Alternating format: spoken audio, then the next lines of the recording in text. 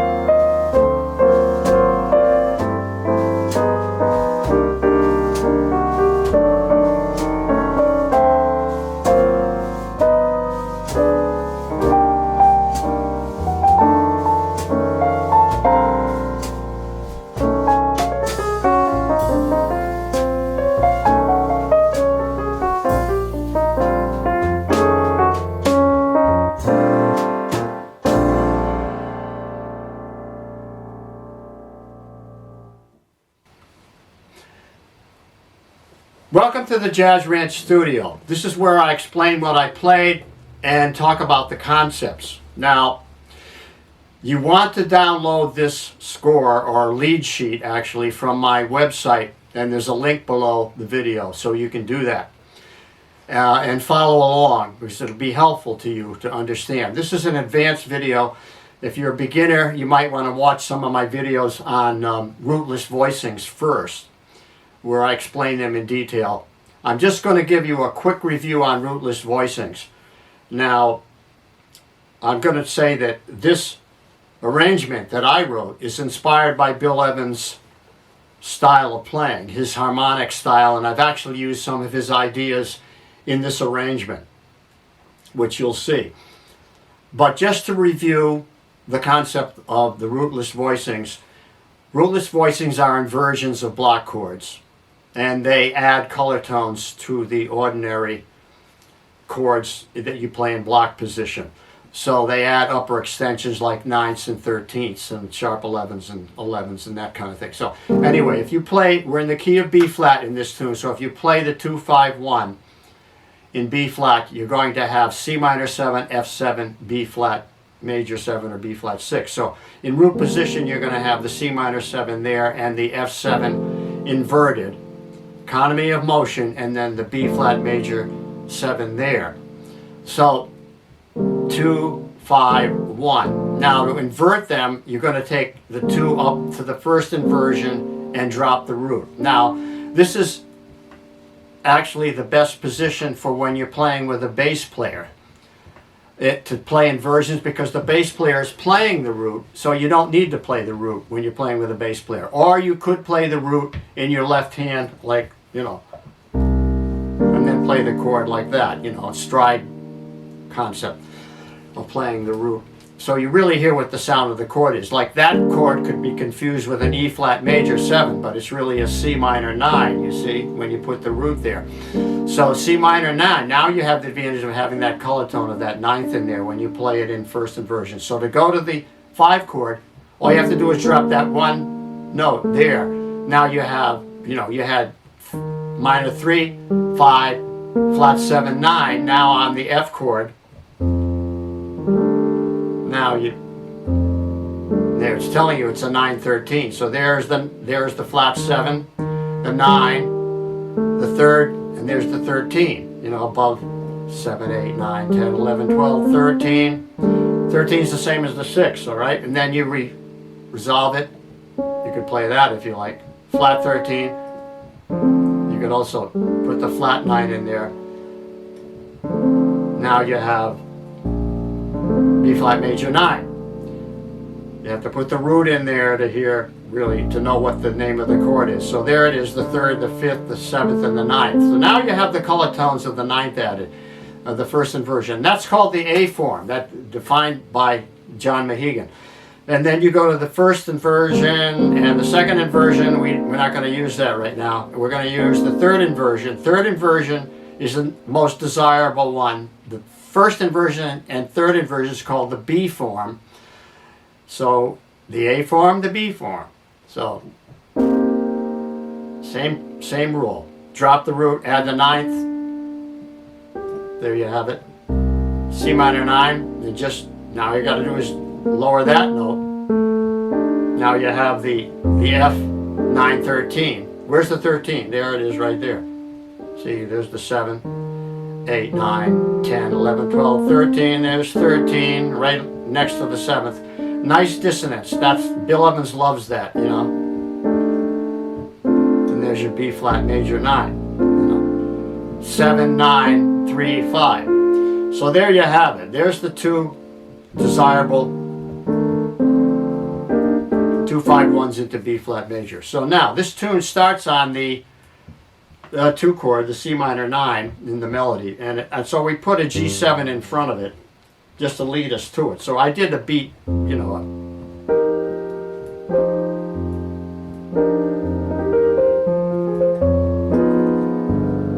a little intro there. We won't talk about that, but anyway, I got to there. G7 augmented to take me to the, why a G? Because it's 5 of the C minor. In other words, you want the chord just before the first chord of the measure to be its 5, or flat 2. You know, it could be the flat 2, half step above. But I like the 5 there. Now you can use, I use the first inversion, but you could use either. You know, you could use that one, or you could use this one. I use that one.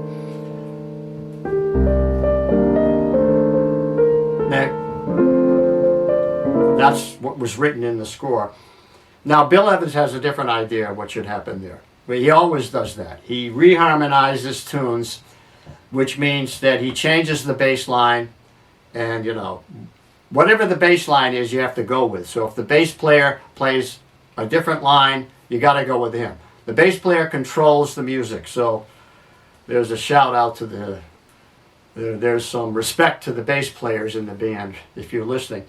Oh, there you go. So now, what did he do? He, instead of going, he goes, then he goes. Bill Evans loved this. He loves to harmonize every note of the melody, or in this case, every other note, because he's putting quarter note chords in there, and the melody is eighth notes. But it's, you have this. I'm sorry.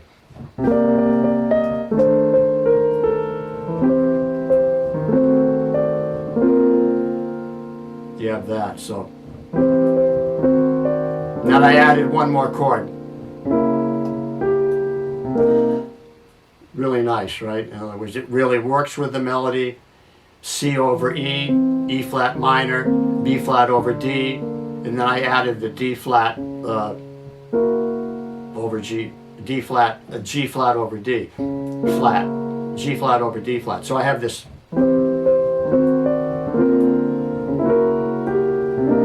You're harmonizing that melody, which sounds beautiful, rather than just playing. You have this.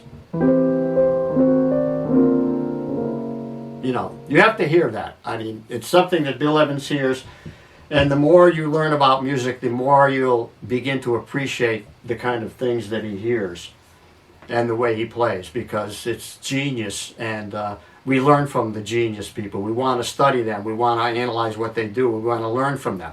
We don't want to imitate them. We want to have our own voice, and that's what I'm doing with this arrangement. It's my interpretation based on my influence with Bill Evans. I heard him first when I was like 20 years old, back in the 60s at the Vanguard. You know, so like, you know, I met him. I've opened up for him in concerts, but he has been a big help to me in music and an inspiration for my lifetime. And now, what does he do here? He goes. He changes the bass line. It should go to F. What does he do? Ah, see, it's a different sound. But he likes it, and it works. Why? Because the A7 is approaching a D minor chord. It's 5 of D minor. Instead of it going to the F and then descending down to the D minor, you already did that, right? You already did. You already did that. Why just repeat yourself? Create a new idea. That's Bill Evans' motto. Create something new. He just hears it. I don't want to repeat myself. I don't want to just tell you something I already told you. I want to tell you something new. And that's the idea of a musical story, which is every arrangement he ever wrote was always a story. So there, and we can even alter that chord with a flat 5 in there. And we can put a diminished chord here. Now that diminished chord is just an inversion of the F chord.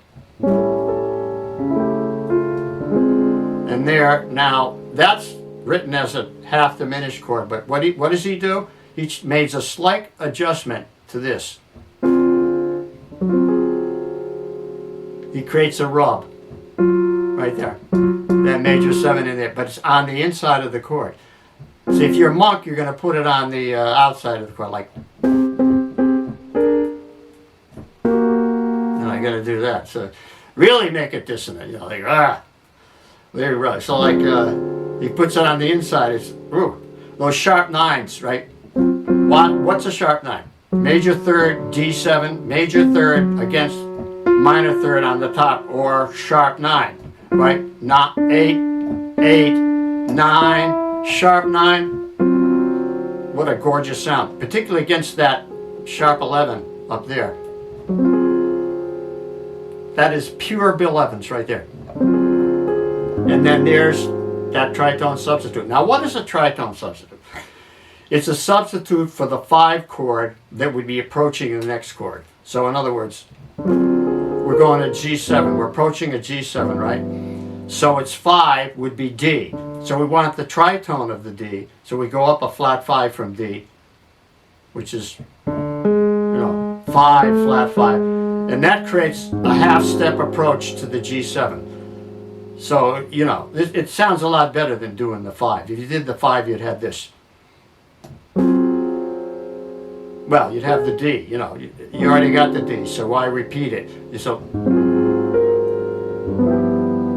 get a nice chord on that second beat that didn't exist, it was, you have another harmony note. See, Bill Evans has a very deep understanding of harmony. So he wants to use it. He wants to use all the possibilities and surprise you with them, take you on a journey. So, and then we go here. Oh, that's a C minor chord with a sus4 or 11 on top. Now, the original chord was a diminished there. And I was always using that. Then I saw that he used an A flat 7 there. There's one rub. Those are all consonant notes. 5, flat 7, 9. Flat 9. But it disappears right away. It's just short. And you don't even need to hold the chord. D minor. Tritone substitute. Now here, the G7 has a sus4 in it. And then you can resolve it to the 3 and then add a flat 13 or sharp 5. So you can have 3 sounds of the G7.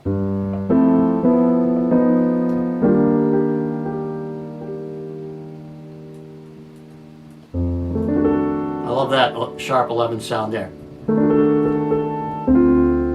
And then down a half step. Now, here.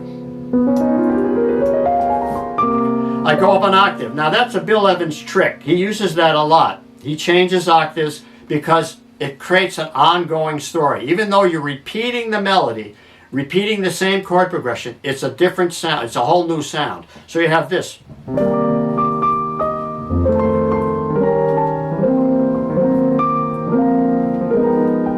Now I put in another progression here. And I changed the voicings. Why? Because I'm up high now. I can change the left-hand voicings. I was using these voicings down here. I was using those. Now I can go up to here. I can use the third inversion. See, so that's what I'm doing. I'm using. Actually, I'm not. That's the C minor. That's the first inversion of the F7. It's a real Oscar Peterson sound right there. If you know Oscar, that's one of his signature type of chords. E flat approaches, tritone substitute, and then there's your sharp 9 again on the D chord.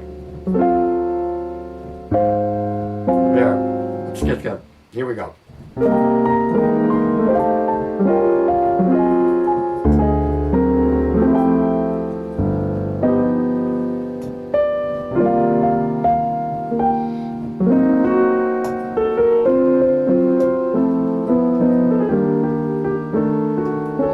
So now we're at the end of the A section, second ending. Now we're going to go to F minor 7 for the bridge, the 5 minor. Now, do we just go to it? Like, sit on the B flat and then go up to the melody? You could, but Bill Evans would always create some kind of harmonic movement to that chord. And so I did this. This is my idea. B flat, A minor, G minor 7, A minor 7, G minor 7, G flat 7 to F. So in other words, I'm creating just a descending bass line on the key of B flat, and then the chromatic tritone substitute to the F minor. See, that really works. So it's real pretty. It fills in. Now, he might have played some melodic thing, but I'm just playing a harmonic movement to take me to that F minor chord. It's F minor 11. There's a sharp 9 in the melody, and there's a flat 9, sharp 9, flat 9, very jazz You know, Matt Dennis is a very jazzy cat, you know. He's the composer. It's F minor. Flat 9. Sharp 5. And I ascended up to there, and then rather than going there, I went back down because I'm going to E minor. You know, so the E minor, in the bridge you have 2-5-1 into E flat, then 2-5-1 into D. So it goes down a half step, right? 2-5-1 E flat, now 2-5-1 into D. Very interesting. You know, the chromatic. Matt Dennis is very advanced. He's like a jazz cat, you know, writing standards. There's your sharp 9 again. Then down. So we're really in B major now. How do we get back to B flat? Well, just simple things like stepwise down the scale on a B minor to a G minor. Then now we're back to F. G minor, it's just 6th chord of F. And this kind of real pretty sound in the left hand.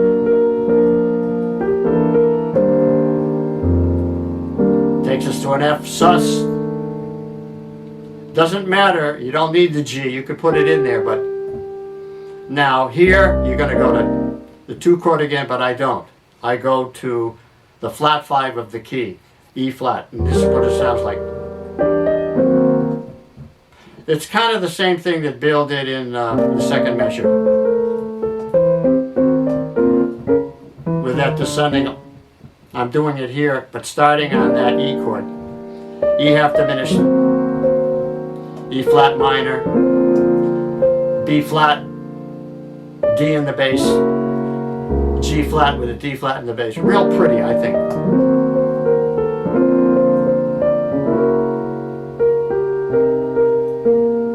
And then here I changed the chord from that to this. They're just different sound. There's your sharp 9.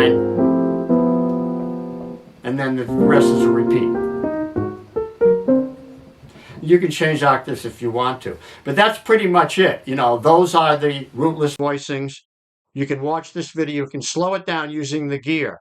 I'll give you a video that you can watch to show you all the I can give you a video to show you all the tricks about how to use YouTube to your advantage with slowing down the video, speeding it up, changing. It doesn't change the pitch. You know, moving forward, moving backward, stopping the motion, all the tricks you need to learn with one movement on the keyboard to help you to really understand this in detail. And you want to follow along with the score and watch what I'm doing, and watch my previous videos on rootless chords if they're new to you. But this is really the modern sound, and the sound, of course, you should be using if you're playing in a trio, you know, with a bass player, or you're playing in the style where you play the bass note and the chord. You want to get a more modern sound with color in the chords. This is wonderful, and it's the Bill Evans sound. So there you have it. So we'll sign off now.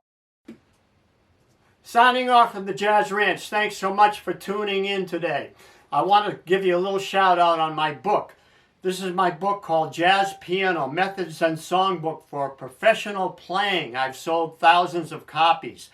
I have a special sale going on right now. If you buy my book, you'll get my 140-page appendix of exercises for free.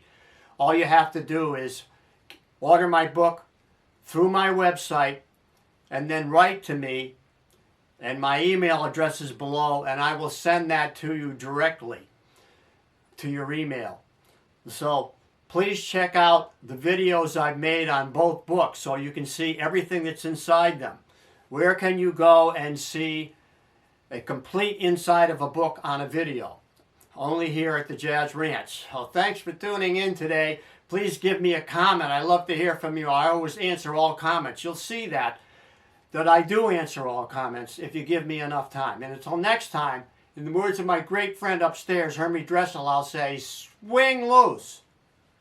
We'll see you next time around. Be cool. Bye-bye.